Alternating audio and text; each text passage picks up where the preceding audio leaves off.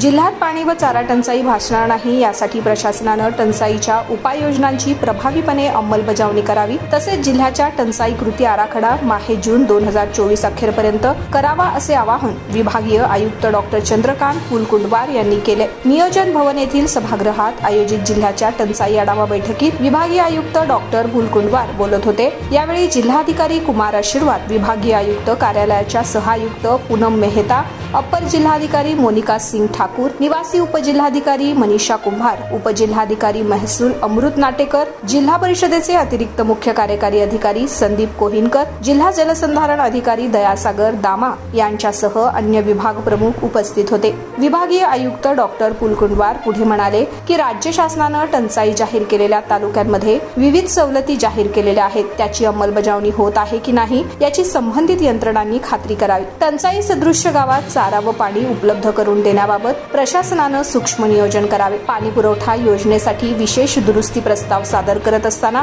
ही कामं तात्काळ पूर्ण करून घ्यावीत। तसेच कामांचा दर्जा उत्कृष्ट असेल याची खात्री करावी। जिल्ह्यात असलेल्या 16 शासकीय टँकरपैकी 12 टँकरला वाहन चालक उपलब्ध नसल्याचं दिसून येत आहे। तरीही या शासकीय टँकरसाठी मानधन तत्वावर अथवा शासनानं विहित केलेल्या पद्धतीनुसार वाहन चालक उपलब्ध करून द्यावेत असेही डॉक्टर फुलकुंडवार यांनी सूचित केले। तसेच टंचाईच्या कामात कोणीही हलगर्जीपणा करू नये असंही त्यांनी निदर्शित केले। जिल्ह्यात यावर्षी पावसाचं प्रमाण कमी झाल्यानं जिल्ह्यात टंचाई सदृश्य परिस्थिती निर्माण झाली आहे। उजनी धरणात -37.09 पाणी साठा उपलब्ध आहे। प्रशासनानं जून 2024 अखेरपर्यंत पाणी उपलब्ध करण्यासाठी सूक्ष्म नियोजन केलेलं आहे। सद्यस्थितीत पिण्याचं पाणी उपलब्ध करण्यासाठी प्रशासन प्रयत्न करत आहे। जिल्हा नियोजन समितीमध्ये 4,50,00,000 रुपयांचे चारा बियाणे खरेदी करण्यासाठी पशुसंवर्धन विभागाला उपलब्ध करून दिलेले असून यातून बियाणे खरेदी करून ज्वारी, बाजरा व मका चारा उपलब्ध होत असून जुलै 2024च्या अखेरपर्यंत जिल्ह्यात चारा उपलब्ध राहणार आहे।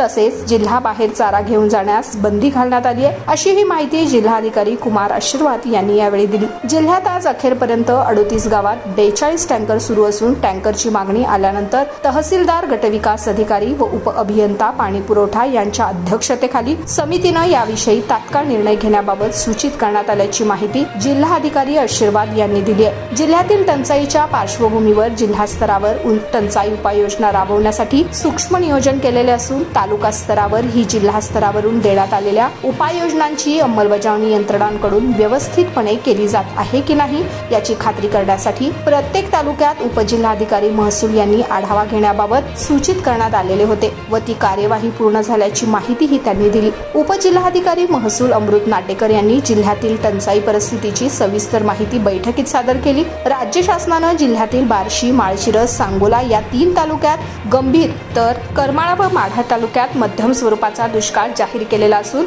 जिल्ह्यातील इतर 55 महसुली मंडळात ही दुष्काळ सदृश्य परिस्थिती जाहीर केलेली आहे। या अनुषंगानं शासनानं दिलेल्या सवलतीची अंमलबजावणी केली जात आहे। तसेच जिल्ह्यातील पाणीसाठ्याची सद्यस्थिती उजनी धरणात -37.09 यात 7 माध्यम प्रकल्पात 10.99, 56 लघु प्रकल्पात 2.68% तर 90 कोल्हापूर बंधाऱ्यात 18.67% पाणी साठा उपलब्ध असल्याची माहिती त्यांनी दिली आहे।